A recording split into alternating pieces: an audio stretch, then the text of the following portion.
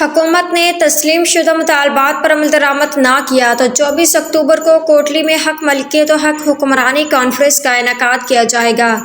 اس مرکزی کانفرنس میں اہم اعلان کیا جائے گا۔ 15 اکتوبر کی ڈیڈ لائن ختم ہو چکے عوامی حقوق کے لیے بڑی سے بڑی قربانی سے گریز نہیں کریں گے۔ ان خیالات کے اظہار جموں کشمیر جوائنٹ عوامی ایکشن کمیٹی کے ممبر سعد انصاری ایڈوکیٹ نے پرہجوم پریس کانفرنس سے خطاب کرتے ہوئے کیا۔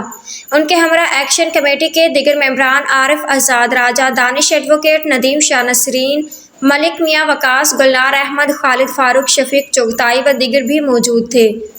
انہوں نے کہا کہ ہم نے چارٹر آف ڈیمانڈ کے مطابق اپنے تسلیم شدہ مطالبات کے حوالے سے تفصیلاً خط جناب وزیر اعظم کو خط تحریر کر کے ارسال کر دیا ہے، جس کی تفصیل درج ذیل ہے۔ جناب وزیر اعظم آزاد حکومت ریاست جموں کشمیر، السلام علیکم ورحمۃ اللہ وبرکاتہ۔